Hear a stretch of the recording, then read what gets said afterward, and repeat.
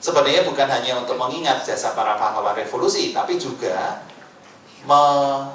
mengenang kembali atau meneguhkan kembali hidup dalam kebersamaan, dalam keberagaman. Karena itu penting sekali bagi kita. Dan Pancasila terbukti adalah yang bisa diterima prinsip-prinsipnya itu oleh semua golongan, entahkah itu berbeda agama, berbeda ras dan suku dan sebagainya. Nah, dengan tema kreativitas meningkatkan kepercayaan diri bangsa.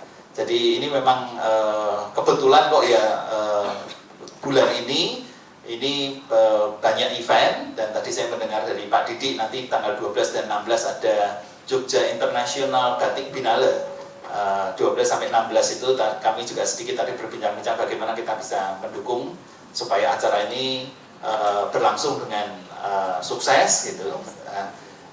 Bagi kami juga tanggal 6 nanti juga merayakan 10 tahun terbentuknya ICRS ya, jadi Indonesian Consortium for Religious Studies. Jadi rencana akan dirayakan di UIN Sunan Kalijaga.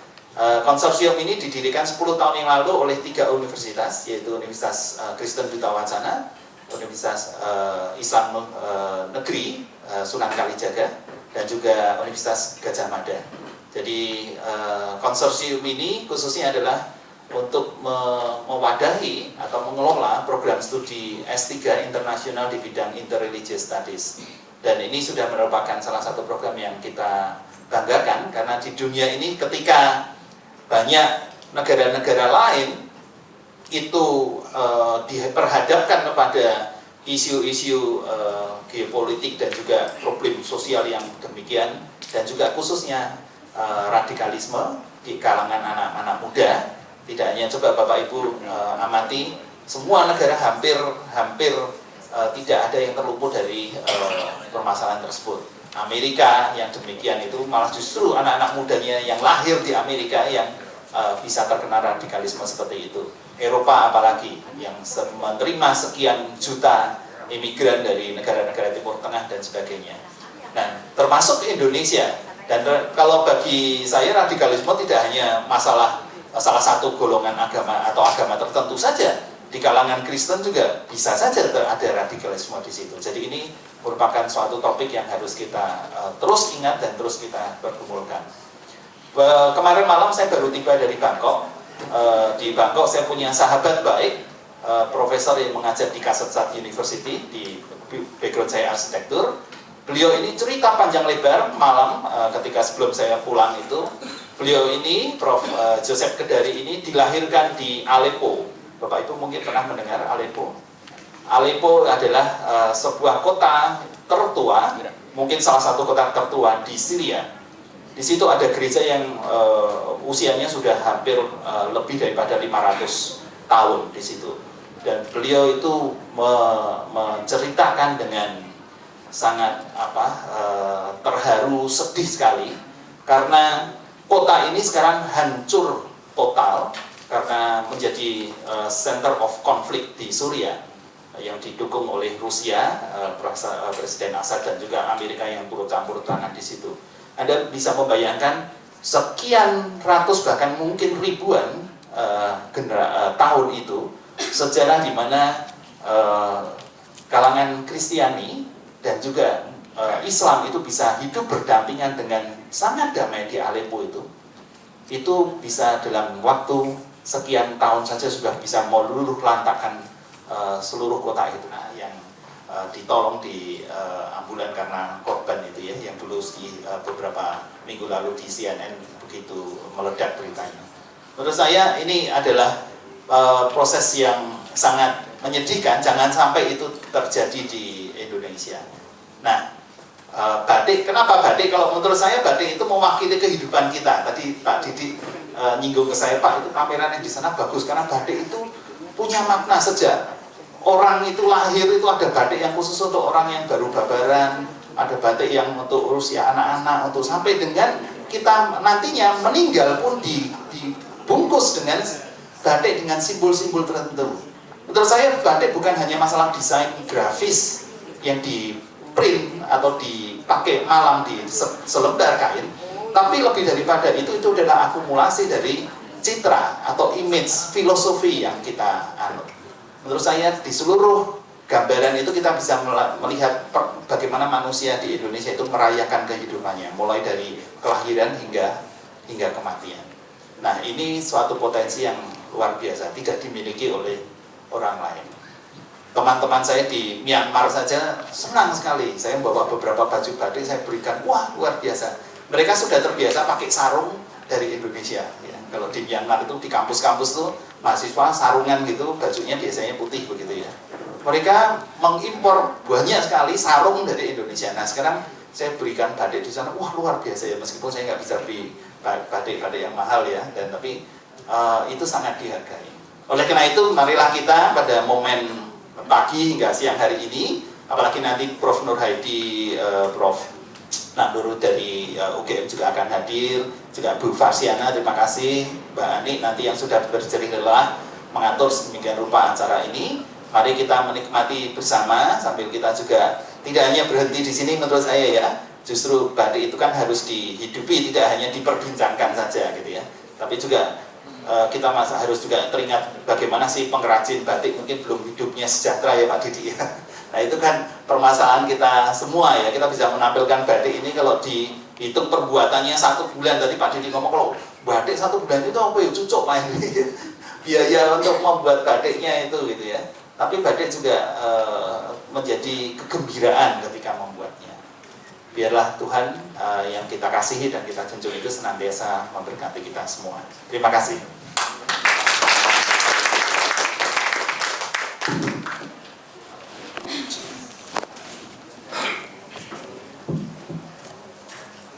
Terima kasih PhD selaku Rektor Universitas Kristen Duta Wacana.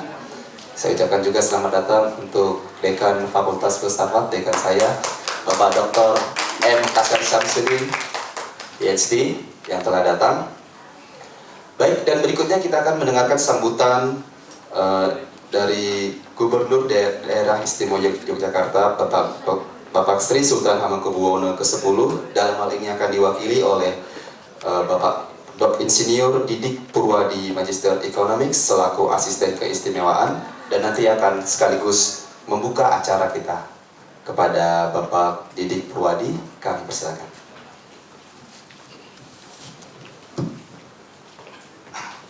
Sugeng Minjang, Nyuwun Pangapunten, ini terpaksa lembaga perwakilan. Saat dari pun matur, mohon maaf. Jadi dawuh ini baru turun pada saya kira-kira 2 hari yang lalu. Jadi boleh jadi memang sebenarnya Nasrul Dalem punya keinginan yang kuat untuk ini, karena kebetulan rasa tanggung jawab kita bersama bahwa kita itu 2014 mendapatkan anugerah sebagai kota batik dunia. Itu ya, baik. Yang sangat kami hormati Bapak Rektor beserta jajaran, ada Pak Dekan, Pak Kaprodi, para dosen, banyak yang hadir. Kemudian dari kampus sudah birokrasi, dari Forkompinda, dari TNI dan Polri, ya, terima kasih sekali, karena kami di pemerintahan DIY ini memang mengedepankan bahwa sesuai Pak Gubernur itu kita harus menekan 4K. Kalau di luar negeri bolehlah bicara masalah triple helix, pentahelix kan begitu ya. Kita punya filosofinya sendiri 4K, sekawan K. K yang opsi pindah menopo keraton. Jadi kita berkekuatan yang kita punya keraton. Ya. Kemudian K yang kedua adalah kampus. Kita memahami bahwa bagaimanapun dinamika pemikiran kampus itu mewarnai. Bahkan Pak Gubernur selalu memesankan kita harus mengambil keputusan itu dasarnya adalah riset, dasarnya penelitian, jangan hanya dasar dari isu katanya jarine kudune katanya. Ya. K yang ketiga adalah kaprajan. Kaprajan itu pemerintahan. Bahwa pemerintah itu mulai dari RT, desa, kelurahan, kecamatan, kabupaten sampai ke DIY. Itu semua harus golong giling. Dan yang keempat ini kampung. Ini pangapunten yang keempat ini memang digoda-gadok supaya K gitu. Maksudnya masyarakat, society, apalah gitu namanya gitu kan. Terus supaya pas ya kampung atau inilah yang sebenarnya kita kedepankan. Makanya hari ini saya melihat itu komplit, mantul luar biasa. Dan luar biasa lagi katanya hanya 2 bulan persiapannya kan. Oh ini sungguh luar biasa Pak Rektor, ini harus berapa panugrahan khusus ini. Iya. Terima kasih sekali pada Pak Rektor dan jajarannya.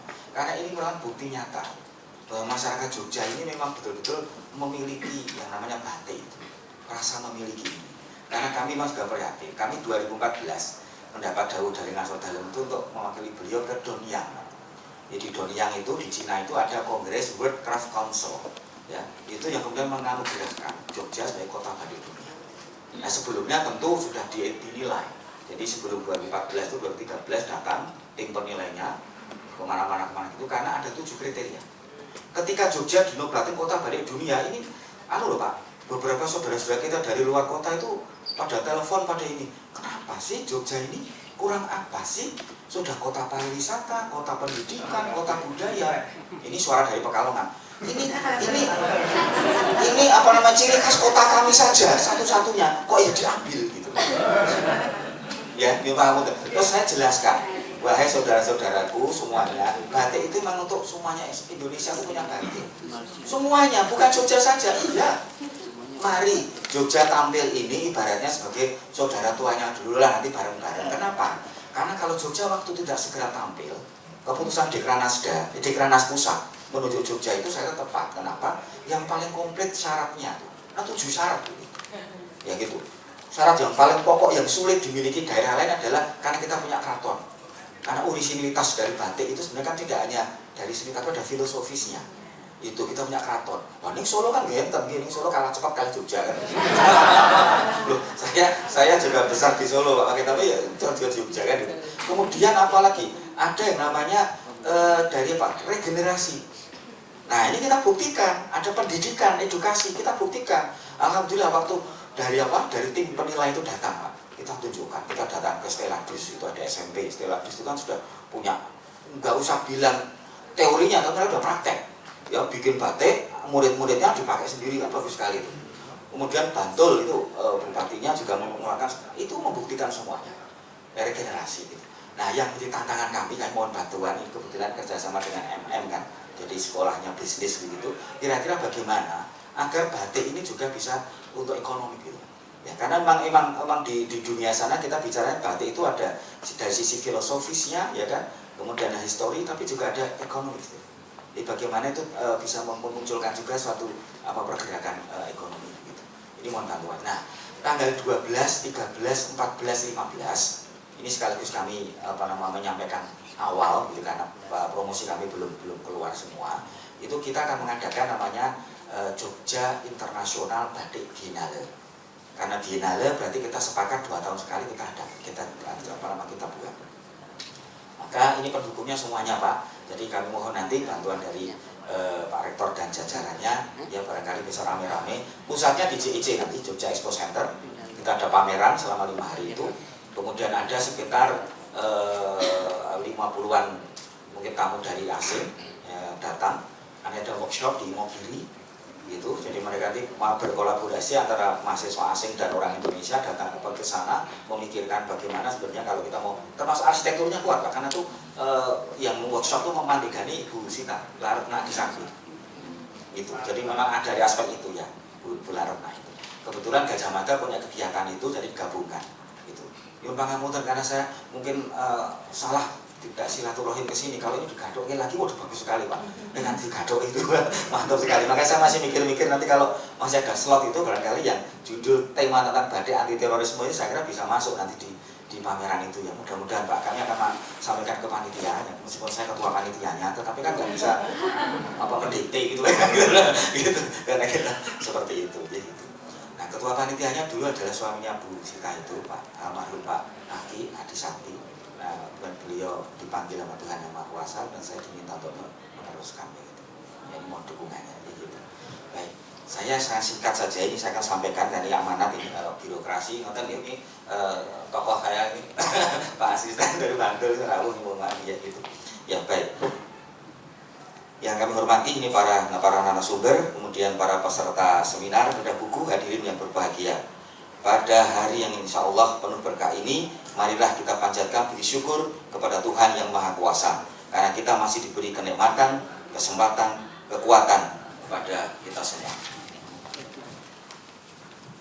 Atas limpahan rahmat Tuhan Yang Maha Kuasa, maka kita dapat menghadiri kegiatan seminar anti terorisme dan bedah buku dengan judul Batik Anti Terorisme sebagai untuk memantapkan komunikasi upaya kontra radikalisasi melalui pendidikan dan budaya.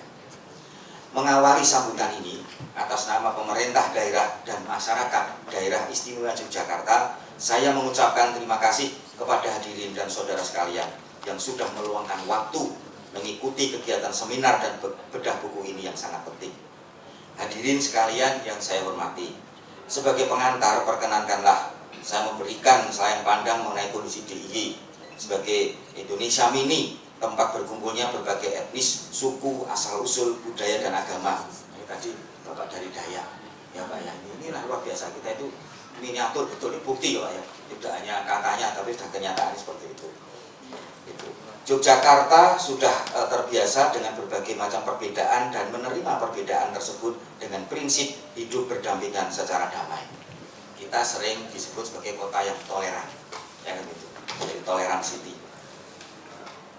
Kemudian kita pun semua bersikap tegas terhadap kasus-kasus yang intoleran ini. Pelaku juga ditindak tegas. Penegakan hukum saya kira sangat penting. Jika upaya dialog yang dijalankan tidak cukup untuk menghentikan aksi kekerasan, maka penegakan hukum dilakukan agar kekerasan serupa tidak terulang. Sekaligus menumbuhkan rasa aman dan nyaman di masyarakat. Karena masyarakat Jogja tidak mempunyai sejarah melakukan kekerasan di masa lalu. Hadirin yang saya hormati, kita atau kata terorisme pasti menjadi momok yang menakutkan. Apalagi dengan sering menyebarnya teror ini di setiap negara. Para teroris dengan mudahnya mengkaitkan bahwa terorisme ini sebagai sebuah kaum, sehingga rakyat kecil yang tidak tahu apapun menjadi korban. Semua yang tidak sesuai dengan ideologi mereka dianggap salah dan yang bertentangan harus dimusnahkan.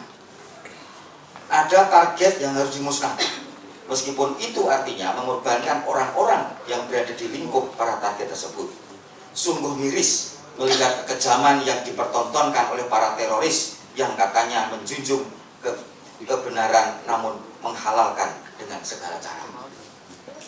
Tindakan ini adalah kesalahan yang harus diluruskan sehingga tidak ada lagi orang-orang tersesat di jalan terorisme. Harus ada pembelajaran mengenai hal ini yang dimulai dari lingkungan pendidikan sampai kepada lingkungan masyarakat umum. Di setiap kesempatan harus disosialisasikan, baik di sekolah, kampus, ataupun masyarakat untuk membentengi dari paham radikal. Peran serta masyarakat untuk memberikan pemahaman kepada keluarga, kerabat, dan lingkungan juga sangat diperlukan. Semua masyarakat diharapkan ikut berperan aktif untuk mencegah terorisme sebelum menyebar dengan ilmu pengetahuan. Mengajarkan pemahaman agama sejak dini kepada anak. Kemudian ikut mengontrol lingkungan masyarakat dan melaporkan jika ada hal yang mencurigakan kepada pihak-pihak yang terkait. Hadirin sekalian yang saya hormati, berbicara terkait dengan kasus radikalisme di negara ini, berdasarkan data sampai dengan tahun 2015 terjadi 197 peristiwa dan 236 tindakan pelanggaran hak kebebasan beragama.